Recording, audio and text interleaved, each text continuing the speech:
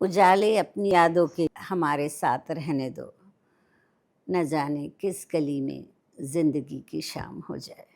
नमस्कार दोस्तों, आज की शाम बहुत खूबसूरत होने वाली है क्योंकि आज मैं आपको अपने महबूब शायर देश दुनिया में तो वो फ़ेमस हैं ही, इसके अलावा वो हमारे भोपाल के हैं, इसका हमें गर्व होता है।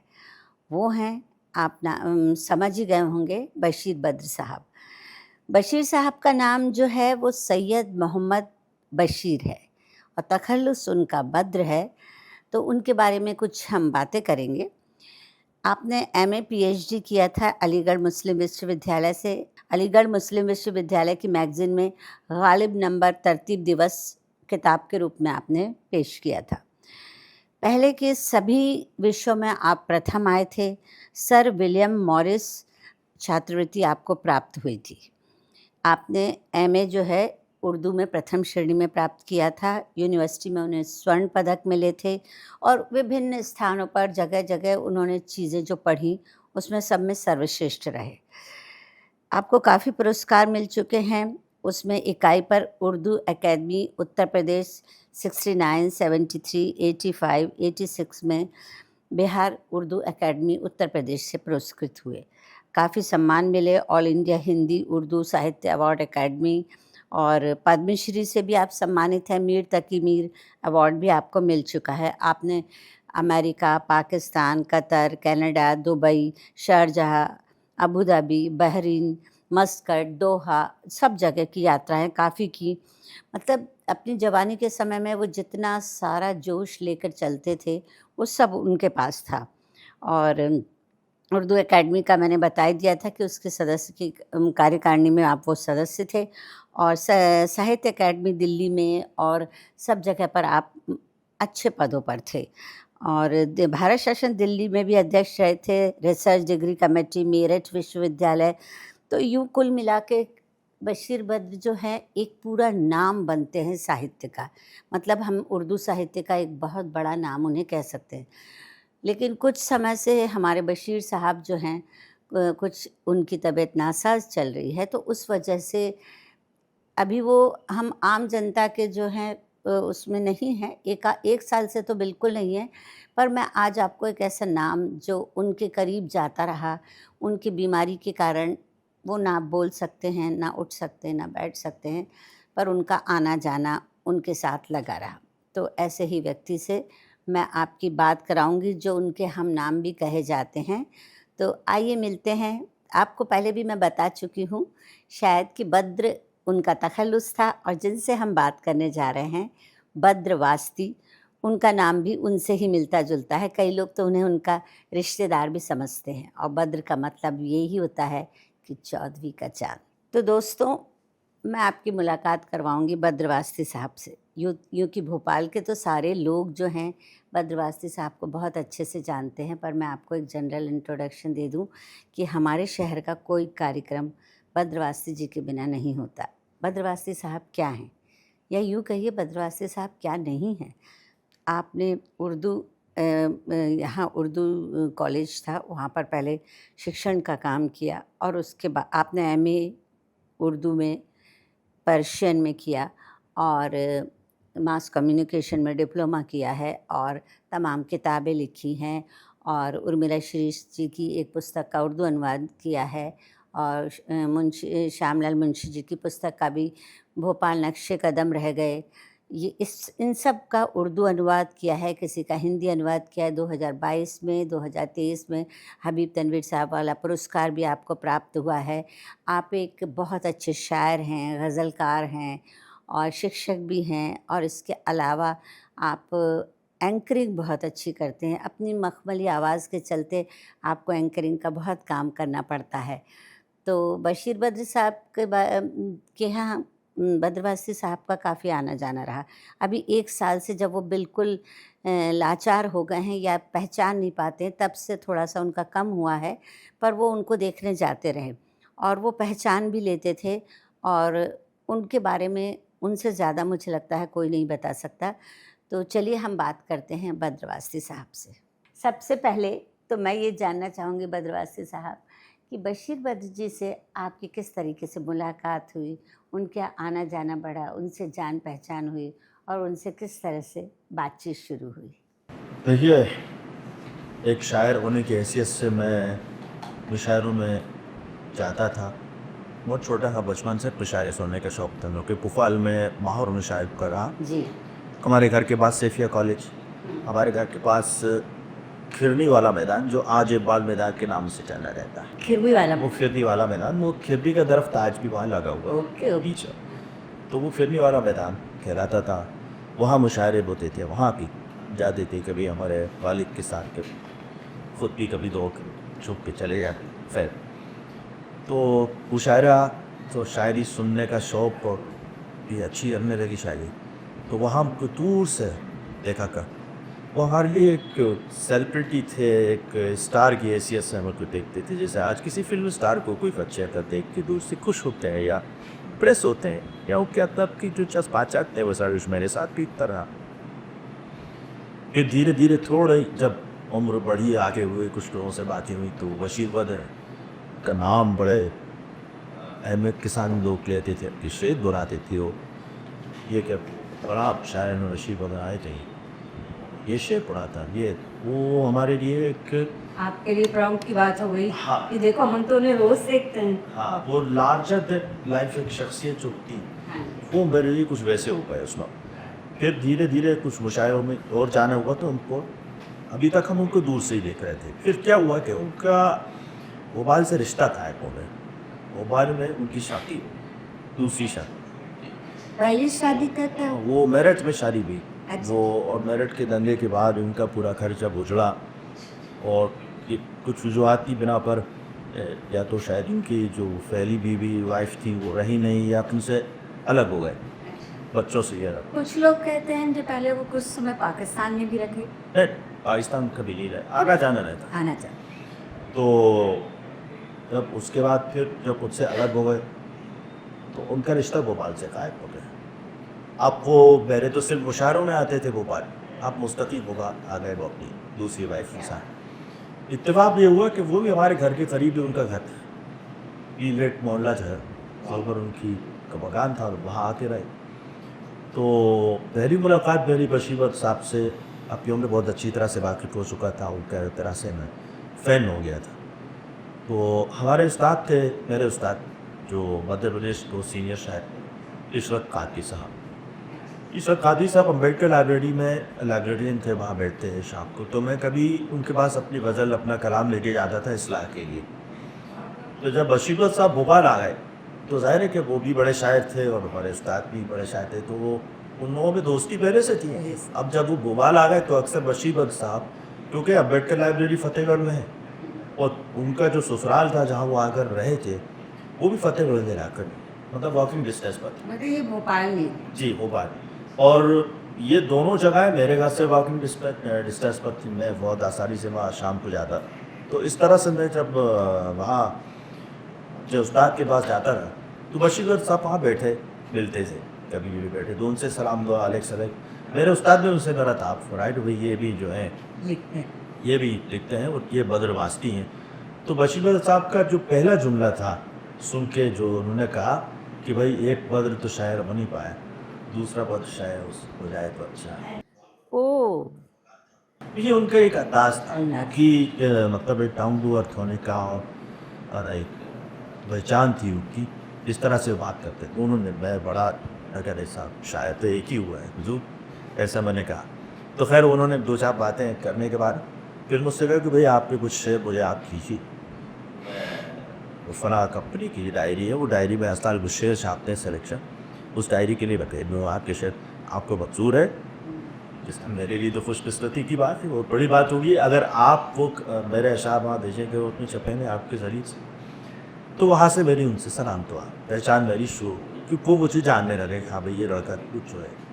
फिर आपका घर भी आना जाना हो गया। हाँ, फिर वो क्या हुआ कि अब बड़ा मज़ेदार जो चीज़ ये हुई कि जो आज तक चल रही है, ये हुआ कि उनका एक रिसाला, एक मैगज़ीन उर्दू, उत्तर प्रदेश उर्दू अकादमी का एक ख़बरनामा, वो मेरे घर आ गया, स्टार्ट किया पोस्ट में मेरे घर डाल के चला गया वशी पर का।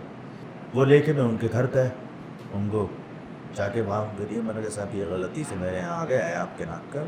अच्छा अच्छा भाई शुक्रिया। फिर इस तरह से आना जाना मेरा उनके घर भी शुरू हो गए, तो वो मुझे अच्छी तरह से पहचानने लगे। वो जब ये हुआ तो फिर जहाँ भी मिलते सलाम दुआ पहचान बातचीत सब बनी। और फिर एक और हाँ, वो जिस वाक़े का मैं जिक्र कर रहा था कि वो है बशीर बद्र और मैं हूँ बद्रवास की। बद्र आपका नाम है? हाँ, उनका बद्र और तखल्लुस उसका बद्र है। तो अब बहुत सारे लोग आज भी मेरे साथ ये होता है कि मुझे बशीर बद्र कहते अच्छी बात तो मेरे लिए तो आपके लिए तो बहुत अच्छी बात मेरे लिए कॉम्प्लीमेंट है कि है। बड़े शायर है। इतने बड़े शायर के नाम मुझे मिल जाता है।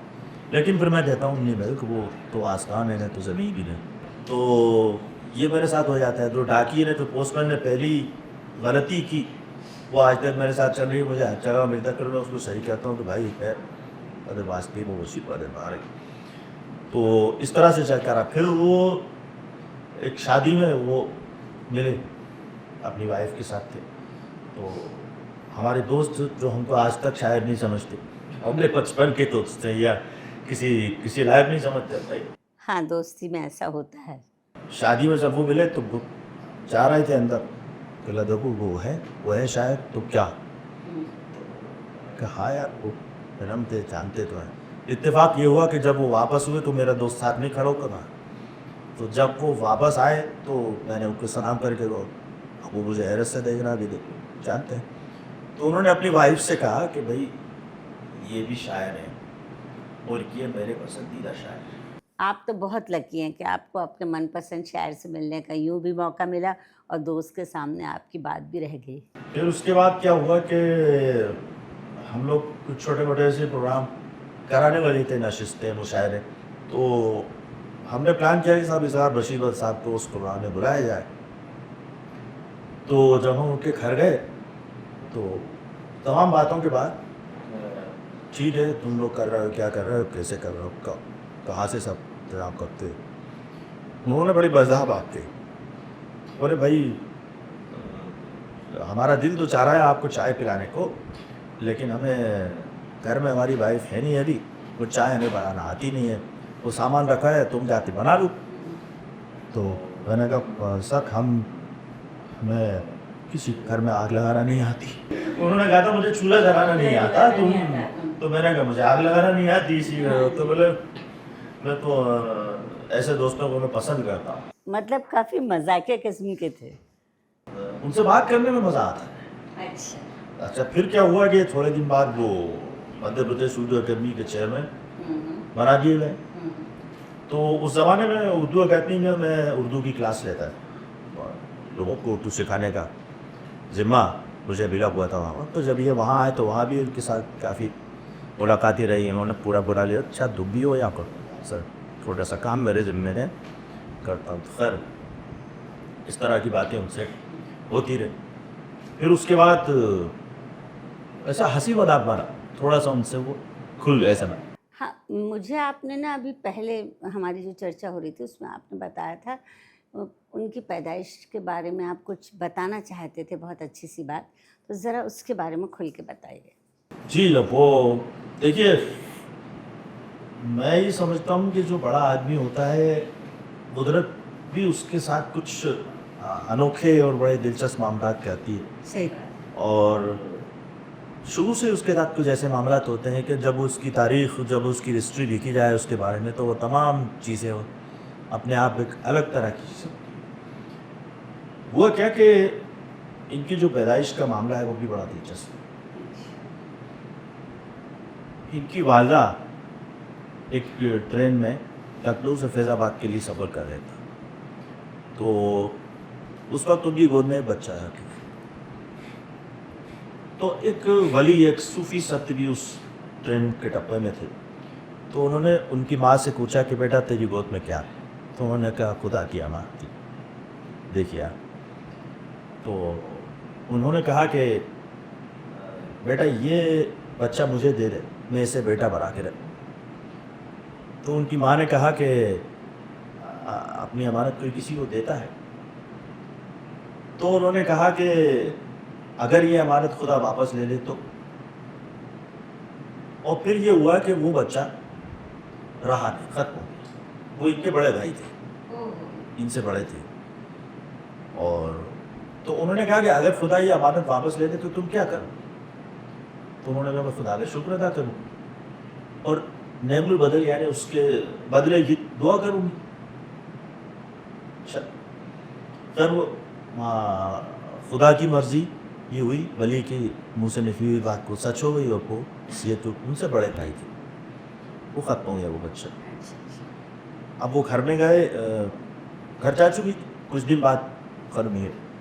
तो इनके जो नाना थे, इनकी माँ के वालिद पिता, जब उस बच्चे को दफन करके घर वापस आए तो देखा कि वो अपने कमरे में सजदे में पड़ी, सजदा कर रही। तो उनके वालिद ने सवाल किया कि बेटा ये कौन सी नमाज का वक्त? तो कि नमाज़ों का वक्त मुकर जी पाँच नमाज, तो इस वक्त कौन सी नमाज पढ़? तो उनकी माँ ने कहा कि शुक्र का सजदा अदा कर रही कि तेरी अमानत, उसकी अमानत थी, उसने ले ली और उसके बदले की दुआ भी कर रहे। तो उन्होंने कहा ये क्या बात? तो उन्होंने पूरा वाक़या ट्रैक का सुनाया कि मैं जब उस बच्चे को लेकर आ रही थी तो मुझे सूफ़ी संत मिले, उनसे ऐसी ऐसी बात हुई। तो उन्होंने कहा अच्छा ठीक, तो पार्क में करिए आगे चल के ये पैदा, जिनका नाम रखा गया सैयद मोहम्मद बशीर, जो आगे चल के हमारा बशीर बना। जाहिर सी बात है, ये तो उनकी पैदाइश की बात आपने हम सब लोगों को बताई। और चूँकि अब आप उनसे एक तरीके से बाद में जब मुलाकात हुई, जुड़ गए, तो आपको उनकी ज़िंदगी के बारे में, उनके लेखन के बारे में, साहित्य के बारे में पता चलना शुरू हुआ और आपका उनसे मुशायरों में, नशिस्त में, सब जगह मिलना शुरू हुआ। तो आप हमें कुछ उनके लेखन, उनके जो भी उनका पहले शुरुआत हुई और फिर उसके बाद उनने जो लिखा, फिर वो बाहर जाना शुरू हुआ, तो लेखन और ज़िंदगी के बारे में हमें कुछ बताइए, हमारे दर्शकों को भी। आपने सवाल किया कि बशीर बदर साहब ने लिखना कब शुरू किया। जी बशीर बदर साहब की पैदाइश जो है वो 15 फरवरी 1935 को हुई थी। जी और उसके बाद जहाँ तक मुझे मालूम है 11 बरस की उम्र में उन्होंने पहली गज़ल की। जी, क्योंकि उनको भी माहौल वही मिला था, यूपी फैज़ाबाद लखनऊ का जो माहौल, अदबी माहौल मिला। तो पहली 11 बरस की, और उसका जो शेर था, वो पहला शेर जो उन्होंने कहा था वो था हवा चल रही है उड़ा जा रहा हूँ। हवा चल रही है उड़ा जा रहा हूँ। हवा चल रही है उड़ा जा रहा हूँ, तेरे इश्क में मैं मरा जा रहा हूँ। वाह क्या बात है, 11 साल के बच्चे ने इतनी बड़ी बात लिखी। वहाँ से उनकी जो उड़ान है कि उसका अंदाज़ा आप लगा सकते हैं। जी फिर उसके बाद वो मुशायरों में आने, नशिस्तों में, मुशायरों में आने जाने लगे। काफ़ी कम उम्र से। तो उसके बाद उनका तखल्लुस बद उनको मिला, वो धीरे धीरे वो आगे बढ़ती रहेगा। और ख़ास बात जो है वो उनकी ये है कि जो शायद अभी तक की जो हिस्ट्री है वो किसी के साथ ऐसा नहीं हुआ हो, वो बड़ी अजीब बात है। बशीर बदर साहब ने जो गज़ल लिखना शुरू की तो वो एक अलग अंदाज की गज़ल थी, जो रवायती जो पारंपरिक जो अंदाज़ गज़ल लिखने का होता है शायरी का, उससे अलग हट के चल रही थी। लेकिन उसके बावजूद भी वो जो आम आदमी के दिल को छूती थी। हाँ, वो लेकिन उन्होंने अपना रास्ता अलग बनाया जी और वो भी पॉपुलर हुई उनकी गज़ल, और एक अलग पहचान उनकी जब निकल के आई तो जिस वक्त वो एमए के स्टूडेंट थे उससे पहले उनकी गज़ल एमए के सिलेबस में शामिल थी। क्या बात है, ये और उसी यूनिवर्सिटी, ये गर्व का विषय है बहुत ही ज़्यादा। बाद में फिर उन्होंने एमए किया, फिर पीएचडी की। बशीर बदर साहब खुद अपने बारे में क्या कहते हैं, देखिए। और जैसा कि आप, बशीर बद्र साहब बहुत बड़ा नाम थे, तो जाहिर सी बात है आपने उन पे कुछ रिसर्च भी की होगी। ये असल में बशीर बद्र साहब पे एक ऐसे शायर हैं जिनके बारे में बहुत ज़्यादा लिखा गया है, कई किताबें। जैसे अभी हाल ही में ये एक स्पेशली विशेषांक नंबर है, ये अभी पब्लिश हुआ है। जी अभी लेटेस्ट पब्लिश, पिछले महीने इसका विमोचन हुआ है। अच्छा अच्छा इसमें बहुत सारे मज़ामीन उनके ऊपर हैं, निबत उन पर लिखे गए हैं, लेख लिखे गए हैं। इसके अलावा एक और मेरे पास ये किताब है, ये भी ये इसमें भी उनके ऊपर बहुत सारे लिखे गए मज़कूर बशीर बद्र साहब के ऊपर। देखिए आप, तो वो हमारे दौर के एक ऐसे शायर हैं कि जिन पर बहुत सारी किताबें, बहुत सारे मज़ामीन लिखे जा चुके हैं। देखिए ये किताब, ये बशीर बद्र फ़न और शख्सियत के नाम से। फिर उसके बाद ये पूरी उनकी शायरी पर एक नई एक किताब है। तो उर्दू में जितना लिखा गया उतना ही हिंदी में उन पर लिखा गया। कल्चर यकसा है, आस है, और एक वो रिबन वाली है, ये सब मुझे बहुत अच्छी लगती हैं। ये मैंने जब ख़रीदी थी तब तो काफ़ी पुरानी बात है। आप तो उनकी ताज़ा गज़लों की एक पुस्तक लाए हैं। कल्चर यकसा भी मेरे पास है, और हर कोई उनका शेर वैसे भी हर प्रोग्राम में पढ़ता ही है। एक दुष्यंत कुमार जी हुए, एक बशीर बद्र साहब हुए। नहीं, ये जो किताब है, जिसका अभी मैं बता रहा हूँ आपको, ये उन पर दूसरों ने लिखा है, उनकी शायरी पर, उनके जीवन पर दूसरों ने लिखा है इसमें। आपका एक दैनिक भास्कर में भी काफ़ी बड़ा एक आर्टिकल आया था बशीर साहब पे। जी जी जी, दैनिक भास्कर में ये पब्लिश हुआ था। ये भी है, देखिए। उर्दू शायरी को नुमाया करने वाले उन कब किस वक्त की बात है? ये 1985 की। अब कितने बरस के होंगे वो? ये 1935 से 2025 तक 90 बरस के हो। और सही बात भी है, अब तो 90 साल के अगर वो हैं तो अब तो साल भर से आपसे उनकी मुलाकात भी नहीं है। हाँ, वो तो है, इस स्लाइड में ही है, वो सिर्फ आप उनको देख सकते हैं कि ये बशीर बद्र है। अच्छा। वो बात नहीं कर सकते, वो पहचान नहीं। तो दोस्तों, ये चर्चा हम अभी यहीं रोक रहे हैं, और इसके बाद हम सेकंड पार्ट में बशीर बद्र जी की कुछ शेर व शायरी पर बात करेंगे, और बद्रवास्ती साहब से उनकी मखमली आवाज़ में एक अच्छी सी गज़ल सुनेंगे। तब तक के लिए शुक्रिया।